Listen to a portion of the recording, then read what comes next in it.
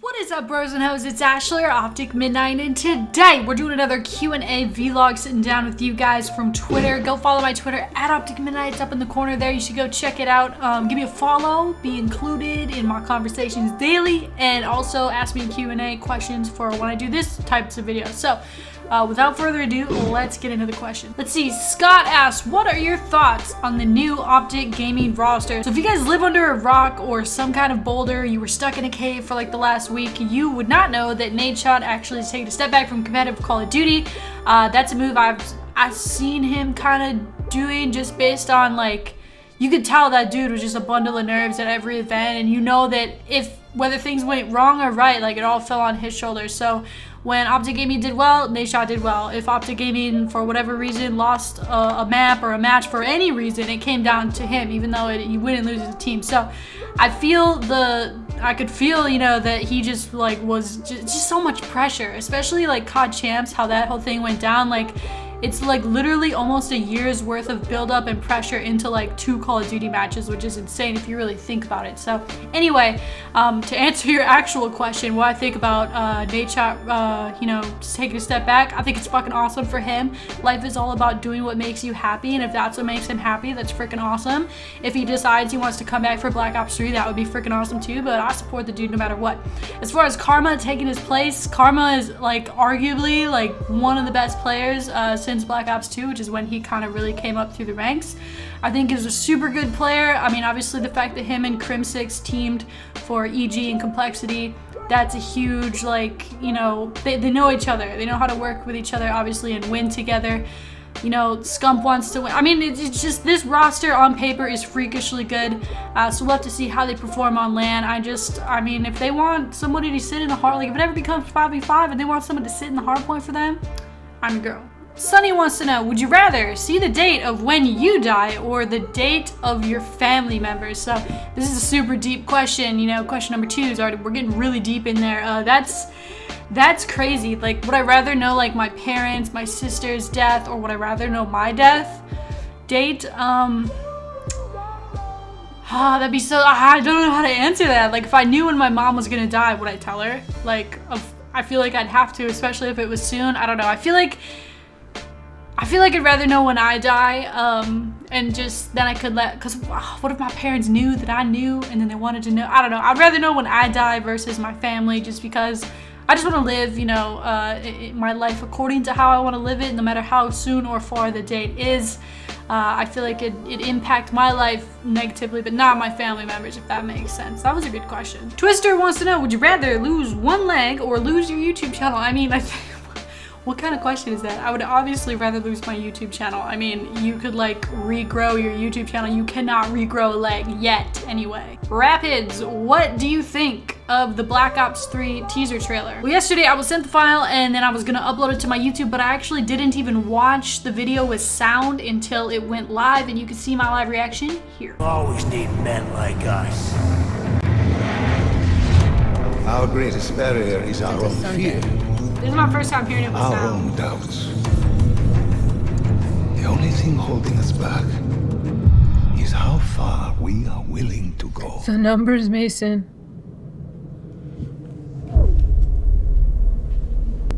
Jazz!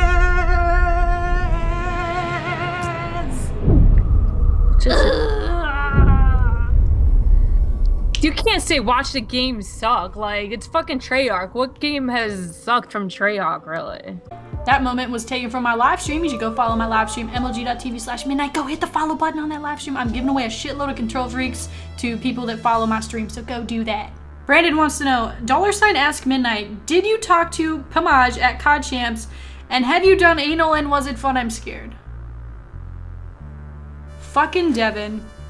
Ask MiDNiTE, how is your mixtape coming along? You guys might not know this, I'm actually a freestyle rap artist in my spare time. I don't like to make any of my mixtapes public, but now I think is the time. Midnight Delight is a mixtape I've been working on for 3 years. Here's the track list and here's a sample from one of the tracks. UAV, I got that. Care package, I dropped that. Yo, kill streak, I stopped that. Got the bomb planted like that's a rap. Best girl gamer on the planet. Bet you didn't think this is a white girl had it. White girl wasted. Master rank, you ain't tasted. The worst kitty in OpTic, but I freestyle like I ain't no Simba, get off the desk, dude. I'm just kidding. I don't have a mixtape coming out like at all. Jesse asks, do you think gun variants will return in Black Ops 3? If yes, should they be allowed in League play, competitive playlist?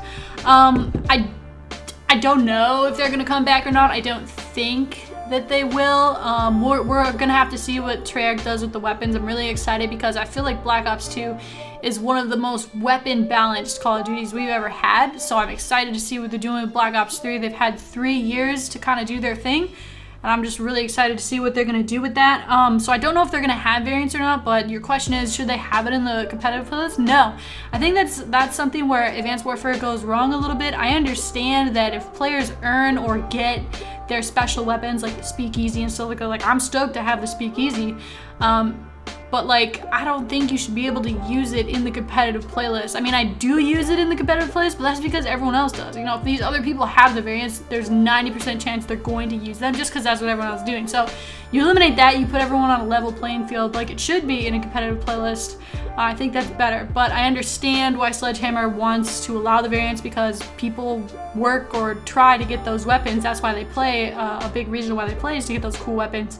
So to not let them use them, I get it, but competitively it doesn't make sense. Tyler asks, do exosuits lower or raise the skill gap? So yesterday, which is Saturday, I actually uploaded a video about my thoughts on exosuits or exo movement or any kind of movement mechanics returning to Call of Duty Black Ops 3.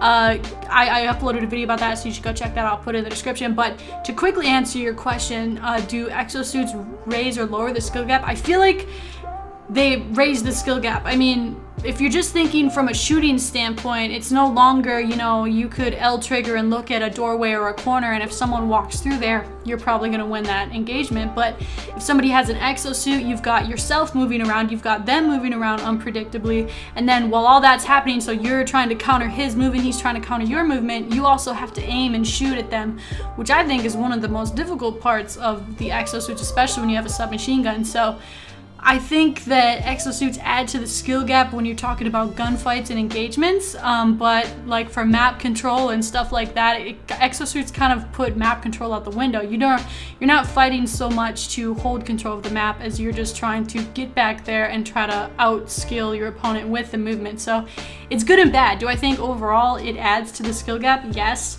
And I do like the exo movement that they've implemented in Advanced Warfare. I think that it really freshened up the franchise.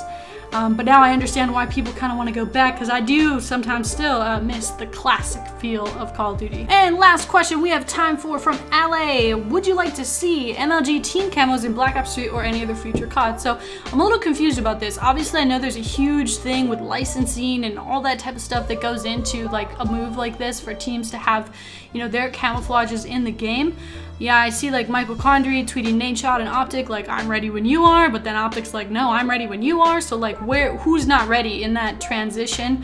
How like is money involved? I have no idea how any of that stuff works, but I do think that a positive thing for competitive Call of Duty would be is to take a page out of other esports books. So, you know, having camos that people could download to support their favorite team, whether it's OpTic Gaming, Envious FaZe, to have people download those, and a portion of those proceeds or money that could go towards the prize pool. Half of it could go to Activision, half of it could go to the prize pool. I don't know how it would work, but that's the type of stuff that really grows esports and really makes people feel like they're a part of a bigger pool, a bigger picture for that. You know, you get to support your favorite team and you get to support them even more by, you know, giving them money, I guess, to play for, which makes it exciting. So do I think they need to do it? Yes. Do I think they will? I don't know. I'm not, like I said, I'm not really sure what's in the middle of those two things coexisting yet.